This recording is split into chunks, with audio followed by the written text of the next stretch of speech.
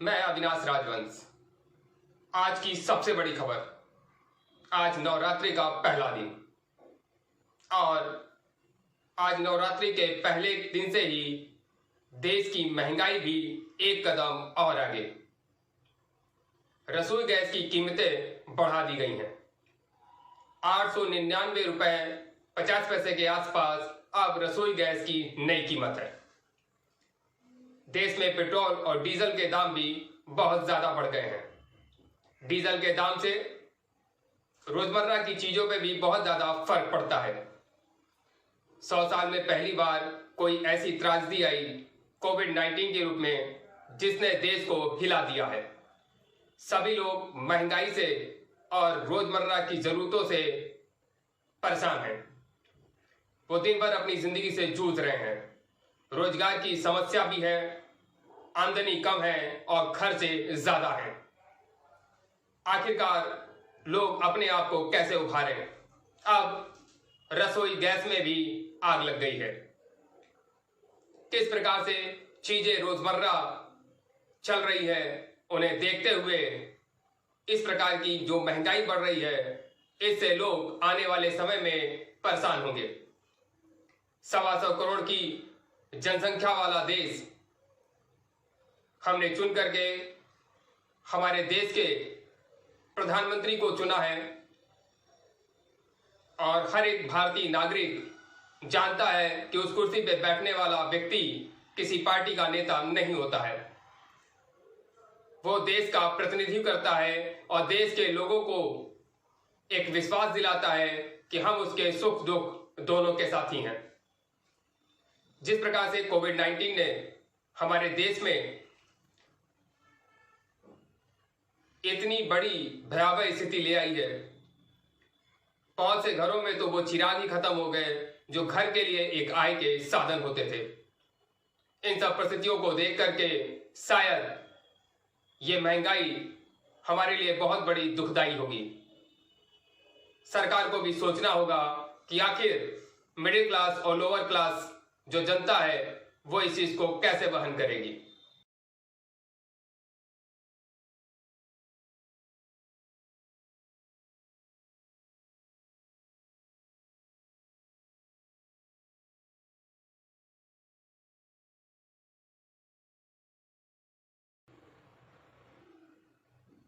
अभी कुछ ही देर में कांग्रेस प्रवक्ता अल कलामा प्रेस कॉन्फ्रेंस करने जा रही है।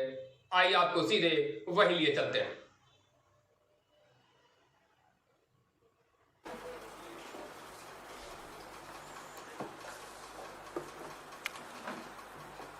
आप सभी पत्रकार साथियों को जय माता दी कहती हूँ। आज नवरात्रि की शुरुआत है। आज से माँ भगवती कहें देवी के हर रूप की आज से पूजा अर्चना शुरू होगी। देशवासियों को आप सबको शुभकामनाएं देती हूँ और देश के प्रधानमंत्री नरेंद्र मोदी जी का नवरात्रि के पहले दिन सुबह उठते उठते जो भेंट मिली देश को, जो तोहफा मिला हम सबको, उसको लेकर आई हूं। रसोई गैस की कीमतों में प्रति सिलेंडर 15 रुपए की वृद्धि। ये नवरात्रि के पहले दिन का देश में त्योहारों की शुरुआत होती है। देश के आर्थिक मंदी से गुजर रहा है, बेरोजगारी, महंगाई सबसे त्रस्त है। सोचा होगा कि नवरात्रि के पहले दिन से उनके कष्ट कटने शुरू हो जाएंगे, उन्हें राहत मिलेगी। और लगता है केंद्र की मोदी सरकार ठान चुकी है कि हमारी पूजा अर्चना ये 9 दिन जो रहेगी उससे शायद भगवान पसीज जाएंगे, भगवान को हम पर दया आ जाएगी। देश के करोड़ों गरीब मध्यम वर्गीय परिवारों पर जो महंगाई बेरोजगारी की मार झेल रहे हैं, लेकिन देश के प्रधानमंत्री को, केंद्र की मोदी सरकार, भाजपा सरकार को कतई भी मुझे लगता है इस बात का एहसास ही नहीं हो रहा है कि देश किस दौर से गुजर रहा है। मैं थोड़ा सा मीडिया का ध्यान इस अखबार पे भी ले जाना चाहती हूं। कच्चे तेल में उबाल से बढ़े हैं पेट्रोल डीजल के दाम। पूछना चाहती हूं मीडिया के साथियों से, ये हेडलाइंस तब क्यों नहीं बनी जब अंतरराष्ट्रीय बाजार में कच्चे तेल की कीमतें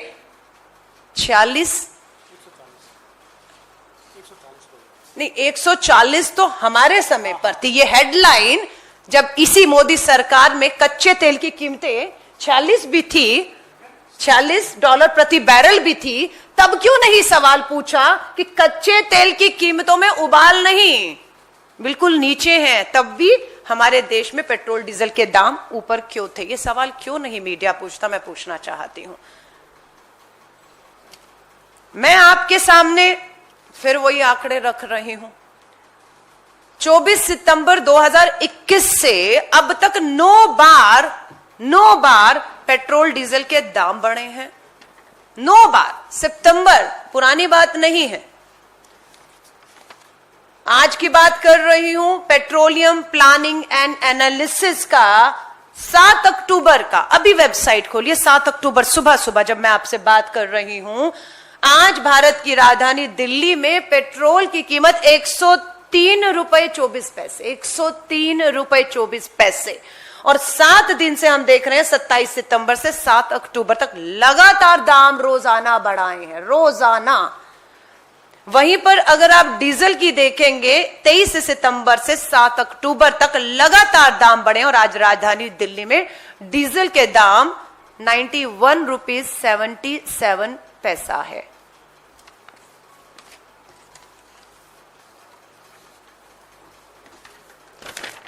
फिर आप सबसे निवेदन करूंगी हाथ जोड़कर, खोलिए website petroleum planning and analysis cell का। 7 अक्टूबर का सुबह उठते ही सबसे पहला काम ये किया है। ये मेरा नहीं, भारत सरकार के पेट्रोलियम मंत्रालय का की जानकारी है। मैं आपसे कहूंगी ईमानदारी से, देश हित में, एक बार ईमानदारी से अपने टीवी चैनल से कहिए, निष्पक्षता के साथ एक डिबेट करिए ना।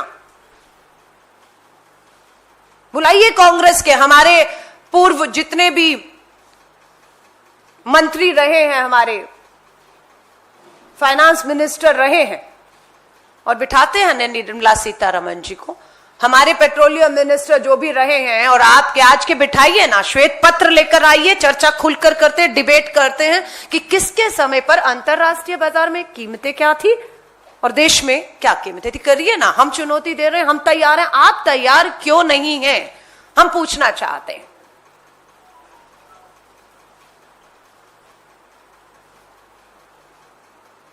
सात अक्टूबर पेट्रोलियम प्राइसेस अंडर रिकवरीज में आपको बता रही हूं, 80.75 ये कच्चे तेल की कीमत आज की है 7 अक्टूबर 2021 को 80.75 डॉलर प्रति बैरल। कितना है?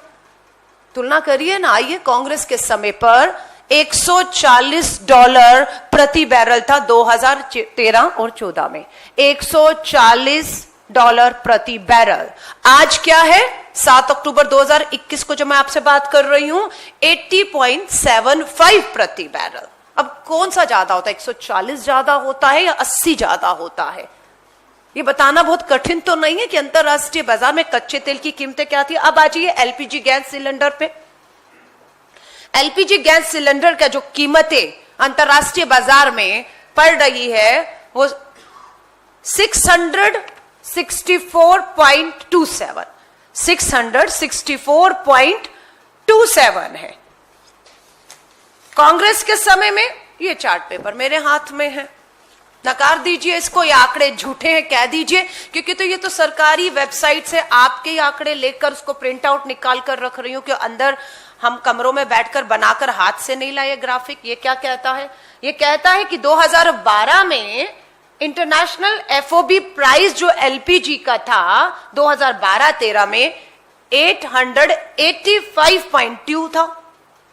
2013-14 में आज है जब हमने सरकार छोड़ी थी तो इंटरनेशनल एफओबी प्राइस जो था वो 880.5 था।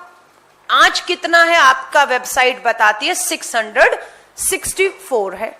अब इनसे पूछिए 800 ज्यादा होता है या 600 ज्यादा होता है?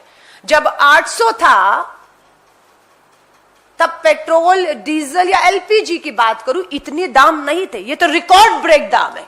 इतिहास उठाकर देखेंगे, कभी भी इस देश में आजादी से 70 सालों में 100 रुपए पार पेट्रोल नहीं किया है। एलपीजी गैस का सिलेंडर राज्यों में 1000 रुपए पार कर रहा है।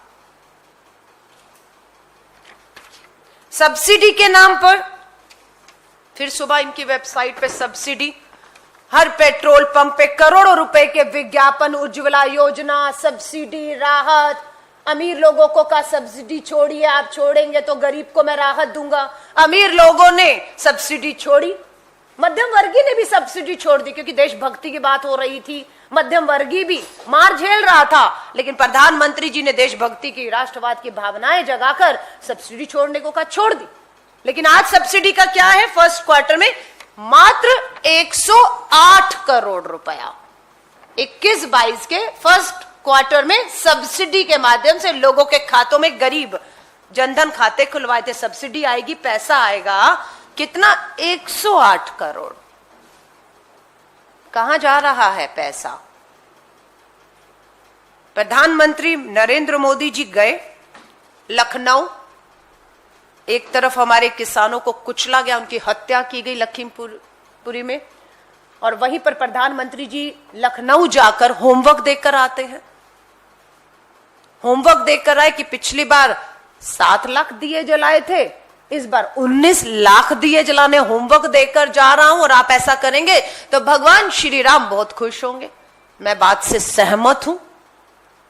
19 लाख नहीं, 29 लाख दिए जलने चाहिए। लेकिन प्रधानमंत्री जी को याद दिलाना चाहते हैं, ये 19 लाख, 18 लाख, 80 लाख, जितने भी होमवर्क देंगे, करने को सब तैयार है, पर ये दिए पानी से जलेंगे या तेल से जलेंगे, ये बता दीजिए।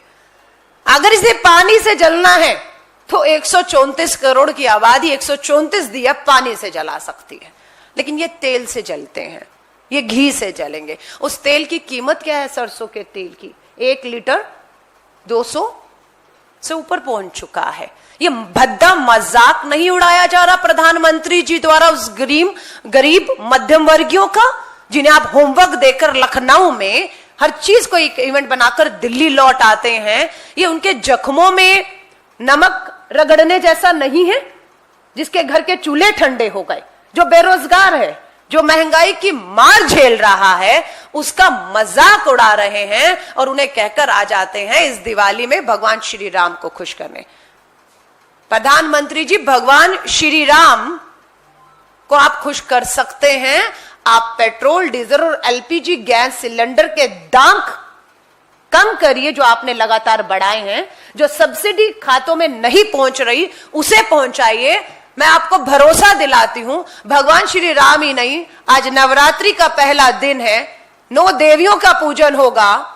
जो 9 दिन आपने दाम बढ़ाए हैं, अगले 9 दिन में हर नवरात्रि में एक दिन उस दाम को कम करेंगे, तो हमारी ये 9 देवियां भी आपसे बहुत प्रसन्न होंगी और देश पे जो कष्ट है वो जरूर कटेगा, ये मेरा विश्वास है। इसीलिए आज उसी आस्था और विश्वास के साथ नवरात्रि के जो पूजा है, तौर है, तरीके हैं, ये कष्ट टले, इसलिए आज जो है हम अपने आस्था कहें, हमारे त्योहार करें, हमारे धार्मिक तौर तरीकों से अपनी बात को रखने का हम प्रयास कर रहे हैं। मैं आप सभी साथियों को कहूंगी, इससे पहले ये पहली प्रेस वार्ता नहीं है। 18 अगस्त को यहीं पर बैठकर महंगाई पर बात की थी, लेकिन जब प्रेस कॉन्फ्रेंस खत्म हुई तो पता लगा फिर पेट्रोल के दाम, डीजल के दाम बढ़ गए हैं। इस प्रेस वार्ता से केंद्र की मोदी सरकार को कोई फर्क नहीं पड़ता है। मुझे ऐसा लगता है फर्क पड़ता क्यों नहीं है, क्योंकि उसे पता है जितनी मर्जी हम प्रेस कॉन्फ्रेंस कर लें, जितना मर्जी हम दिल्ली देश के जनता के मुद्दों को उठा दें, माफी चाहूंगी, मीडिया में नहीं आएगा। मीडिया में अगर आएगा तो ये आएगा कि कच्चे तेल की वजह से हो रहा है सब कुछ। ये नहीं बता रहे पूरी खबर में कि कच्चे तेल की कीमतों के बाद अगर आप बात करेंगे, कच्चे तेल के बाद जिसकी कीमत 80.75 प्रति डॉलर है, उसके मुताबिक देश में पेट्रोल की कीमत 41 रुपए है। बाकी सारा क्या है, 103 रुपए का पेट्रोल बिक रहा है, लेकिन एक्चुअल प्राइस जो है वो 41 रुपए है। तो बाकी क्या है, ये टैक्स है, ये टैक्स है, ये नहीं बताया इसमें, ये किसी अखबार में नहीं बताया हुआ।